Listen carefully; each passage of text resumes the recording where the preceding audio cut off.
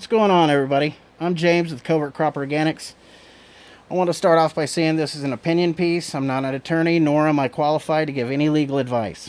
The topic of the video today is what goes into being a caretaker, and the things to consider when looking for a caretaker. At least only in the state of Missouri. We're not speaking about any other state here, just Missouri. But being a caretaker is obviously a big commitment, not only to the plants but to the patient. They come to you instead of, going to the dispensaries or your supplemental, either or whatever agreement you may have. But it's a big deal to take care of somebody and provide relief for them. But the first thing that you must remember when you decide to be a caretaker or a grower is you're chained to that plant. You're chained to that garden. There's no long vacations. There's no long trips away from the plants. You gotta be there. Now, you can automate everything and, of course, spend a lot of money and dial things in and make it all work with a fancy app. But at the same time, you're opening up more junctions for failure within the system, like leaks, float valves, relay pumps, and stuff like that, all sticking. Flooding your room out. All these little things. Now, they can send a little alarm and all that to your system, but still, if you're across the country or even a couple of counties away, time to handle the problem is going to be too late once you get there. But anyway, what we're going to do is we're going to go obviously down, what the investment is as far as not just time. We'll break down the time a little more into detail. But obviously the first thing would be the equipment. Now, fans, equipment, bulbs, extension cords, power strips, all this takes power, of course, and you have to have money to keep the power on. But at the same time, once you get all this stuff set up and you take on another patient, sometimes your power box is not up to snuff. So now you got to spend more money to hire a qualified electrician. I do not recommend you messing with any power on your own, and because that, of course, can be hazardous. But yeah, you've got your equipment. You've got the nutrients, whether you're soil or synthetic, either which way, you're going to spend money. So you got that. You've got soil. You've got power, like we've already stated. You have water. You have to have batteries and calibration solution for your pH meters, your TDS meters, all these little gadgets that add up. And now, if you have you got to do your integrated pest management. You got to, do your preventatives, your sprays, your little concoctions, your Bonner's soap, your Dawn dish, whatever it is for your aphids, whatever that you might get. And these are all possibilities. And if you met a grower out there and they've said they don't have pest problems, chances are they either just started growing and they haven't had them yet, or they're lying. But anyway, all right, let me not get off track. But we've got all this equipment. Then you've got the time that goes into trimming it. Now, the gloves, the trimming, the scissors, all that costs money. And they dull out pretty quick. So every other crop, you can either replace them. You can have extras, of course. You can sharpen them yourself. But remember, that's more energy you're putting into it. Or you can hire somebody else, like a sharpening service, to take care of it. Either which way. More energy, more money. So now, once you go through all this, you also have to remember what happens with power failure. What happens when equipment fails? Do you have extra? I recommend having 2 of everything, at least, and 3 if you can afford it. But have 2 of everything. Have it for a backup. It's very important to have a generator too. Now, does the lights that you're running, are they generator compatible? These are all things that you need to look into when purchasing your equipment. These are all questions you need to address, because this stuff's expensive. Starting out is expensive, and there's a lot of junk gear out there, and there's some really tried and true stuff that works and it's proven. But as far as, you still got baggies and mason jars or whatever container you're using to help your patient out, so they can carry it. And, I don't know, I guess you can go as far as labeling and all that, printing stuff out for them. But I don't know how legal that would be with the state of Missouri. But anyway, all this adds up, and, it's a necessity, it's medicine. So I'd make sure you also have security cameras, monitors. You got to guard this stuff. It takes a lot of time and energy, and as I keep saying over and over again, money to produce medicine and produce quality medicine consistently. All right, so now we went through, our equipment, which all that, like I said, adds up. Your LEDs, they're going to be more expensive, but they're going to run more efficiently, and they're not going to hurt your power bill as much. But with your RO systems, your water treatments, all these things, they all require maintenance. So that's also time. All right, we went down all this. Now, what I see in these forums, I see a lot of people, they're asking for a caretaker. But the questions they're not asking now, granted, these things can be dealt with privately, but first thing I would ask as a patient looking for a caretaker is, A, is there any caretaker out there that's willing to take on another patient that grows strains that are specific for, like, my back aches, my neck aches, sciatica, whatever it is. So I just don't see that. It's like people just want a caretaker. They don't care what they're growing. They don't care anything. Just, as long as it's good. But, us, myself, we grow for effect. We grow for what makes my wife and I, function, what takes away the pain. But, these are all things to consider. I don't, maybe I'm being too picky, but these are just questions to ask.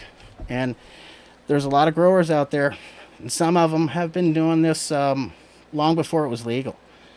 So they've got some, there's some old heads out there that have some knowledge of these things.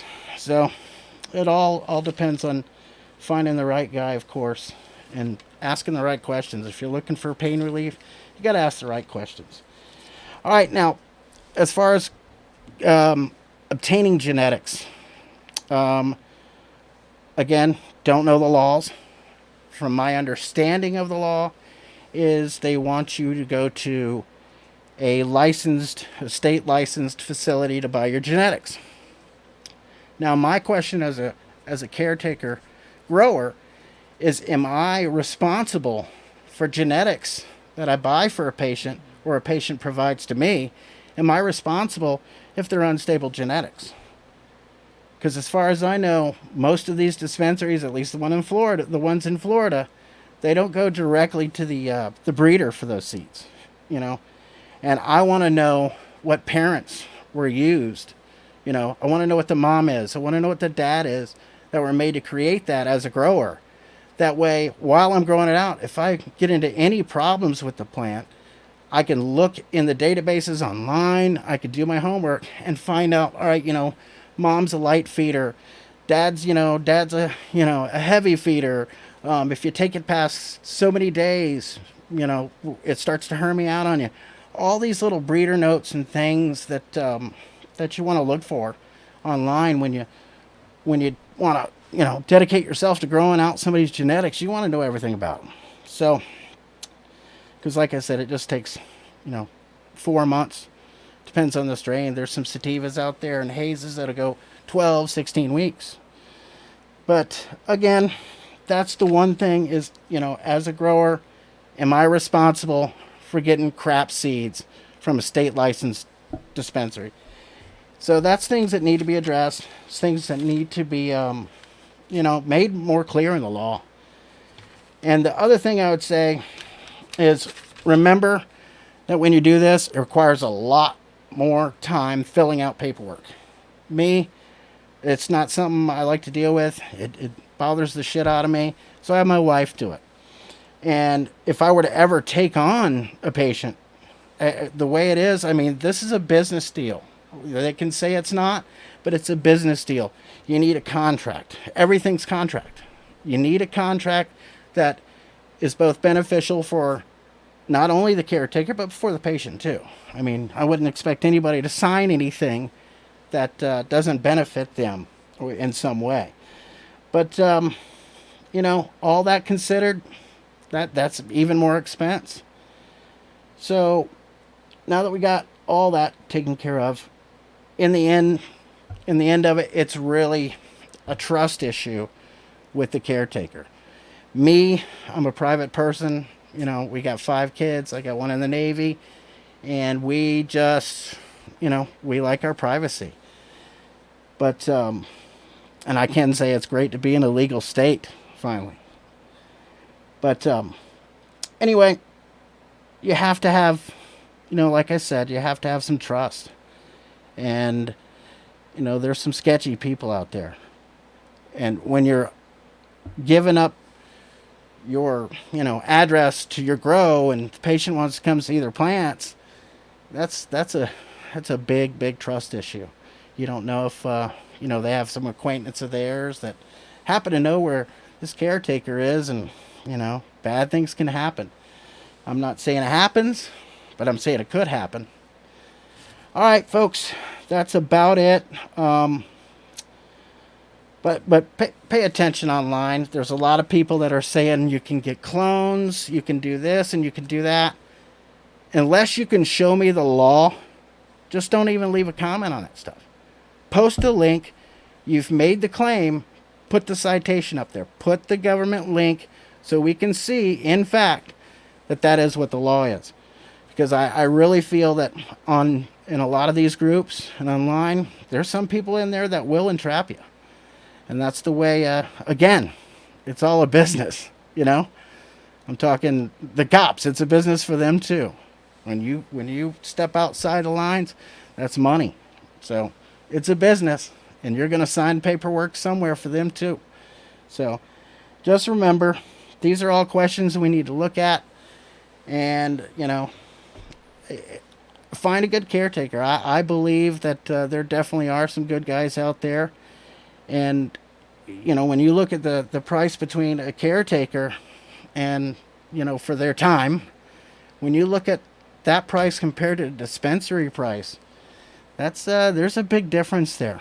So I realize that, everybody wants a good deal. Everybody wants to spend as little as possible.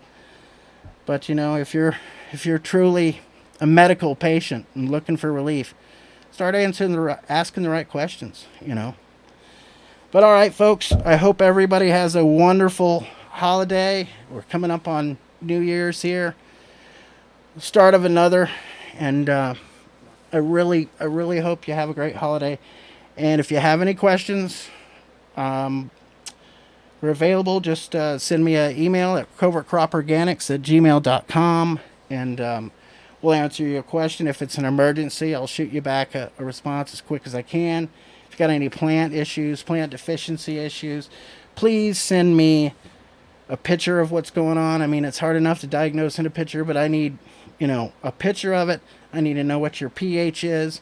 I need to know what your humidity is, your temps, your leaf surface temps, the whole shindig, to try to address it as much as possible without being there in person. But all right, folks, I hope, I hope to do this like every Tuesday night, some sort of question and answer.